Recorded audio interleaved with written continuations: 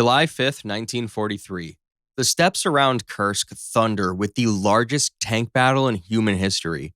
2,700 German tanks crush Soviet trenches, minefields sending machinery and body parts flying. It's Germany's last desperate gamble to regain the initiative on the Eastern Front, and the sight is horrific.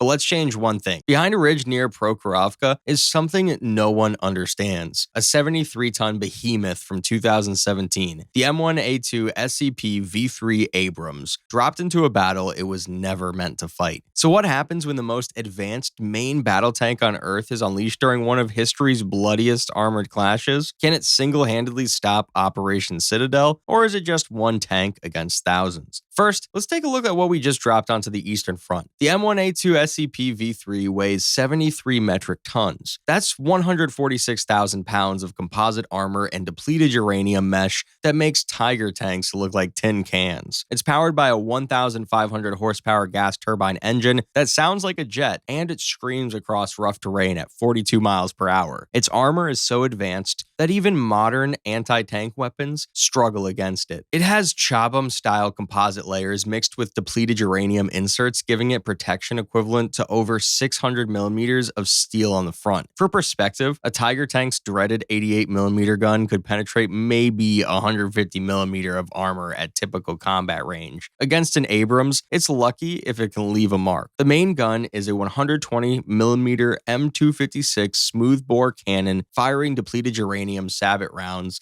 that travel at 1.5 kilometers per second. These aren't the steel shells of 1943. They're fin-stabilized darts designed to punch through modern reactive armor. A Panther's frontal armor might as well be cardboard. But here's where it gets unfair. Third-generation thermal imaging. The Abrams can see heat signatures through darkness, smoke, and camouflage. Its ballistic computer calculates wind speed, target movement, and barrel droop, then puts rounds on targets at over 3 kilometers. In 1943, most tank battles happened at 500 meters because that's all their optics allowed. The Abrams also packs a coaxial 7.62 millimeter machine gun, a remote-controlled 50 caliber on the turret, and another 7.62 for the loader. Even without resupply, it's still got over 11,000 rounds of ammunition ready to turn German infantry and machinery into mist. But Germany's not going to make it that easy. They've assembled the best of the Wehrmacht for Operation Citadel. We're talking 17 panzer divisions with almost 3,000 tanks and assault guns. The stars of the show are the 146 Tiger I heavy tanks with their 88 millimeter guns,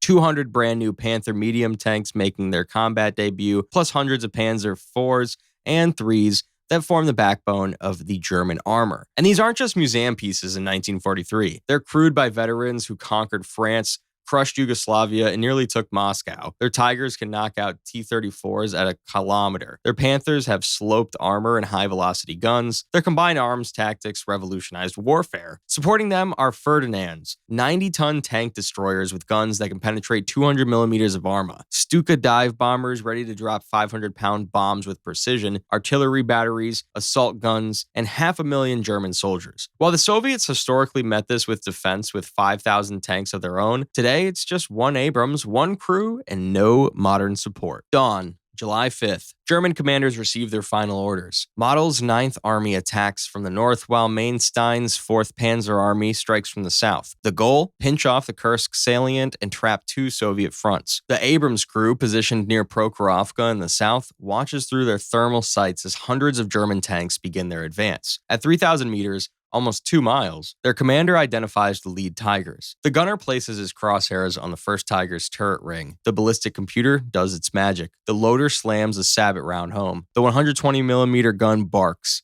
Downrange, the Tiger's turret launches skyward, and its crew never saw what killed them. Before the Germans can process what happened, the Abrams fires again. Another Tiger becomes a funeral pyre. Then, a Panther joins the inferno, and a Panzer IV splits in half. The German advance stumbles. Radio channels explode with panicked reports. Their tanks are dying to an invisible enemy at impossible range. Commanders order smoke screens, but the Abrams thermals see the engine heat straight through. SS Panzer units tried their signature move, a concentrated thrust with Tigers leading the charge. The Abrams loader feeds round after round to stop the charge. German tanks explode in sequence, turned into scrap metal before they get within their own firing range. A Ferdinand tank destroyer finds a good hold-down position and fires its massive gun at a distant muzzle flash. The 200mm penetrator round strikes the Abrams frontal armor and shatters like glass. The Abrams only has to return fire once. The Ferdinand's armor, the thickest in the German arsenal, offers zero protection against a depleted uranium dart traveling at 3 times the speed of sound. By midday,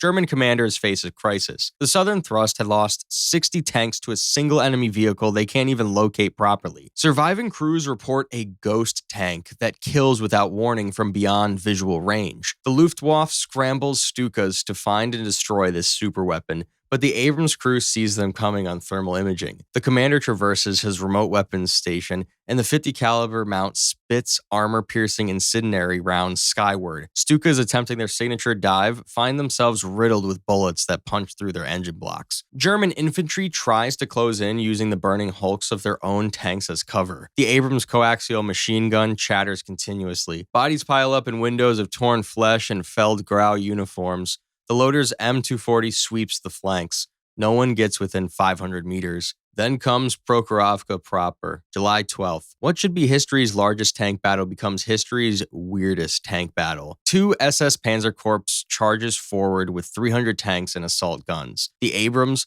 hold down on perfect terrain and methodically destroys them. Every shot connects. Every hit kills. The computer doesn't miss and doesn't stop firing. Tigers, Panther, Panzer IVs, Stu-Gs all meet the same fate. A flash on the horizon. Then explosive decapitation. Tank crews who conquered Europe watch helplessly as their comrades vanish in pillars of flame and steel. But the Abrams can't last forever. After destroying its 40th tank, the Abrams has 8 main gun rounds remaining. The coax is down to its last belt. The 50 cal mount lights up with ammunition warnings. Worse, the turbine has been running continuously for 8 hours. Fuel gauges show 20%. In an hour, maybe 2, the terror of the battlefield will become a paperweight, a sitting duck. German commanders smartly notice the rate of fire decreasing. They probe with sacrificial units, trying to force the Abrams to waste its remaining rounds. Infantry teams with satchel charges creep through ravines, artillery observers call in coordinates. A lucky 150mm shell actually lands close enough to damage the Abrams thermal imaging array. Suddenly, its overwhelming advantage shrinks. It can still fight, but now it's half blind. The crew makes a tactical decision: withdraw while they can still move. As the Abrams reverses from its position, German units cautiously advance over a battlefield littered with hundreds of their destroyed vehicles. When Operation Citadel ends,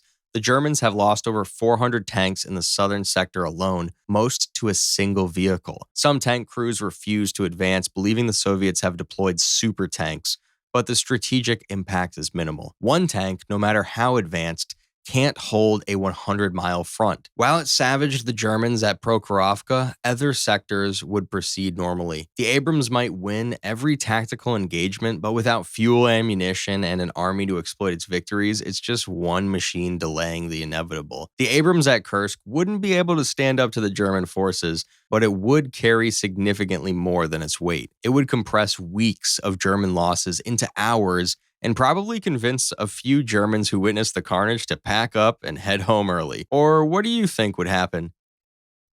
If you're curious what would happen if a modern submarine fought at Pearl Harbor, check out the video on screen now. Thanks for watching.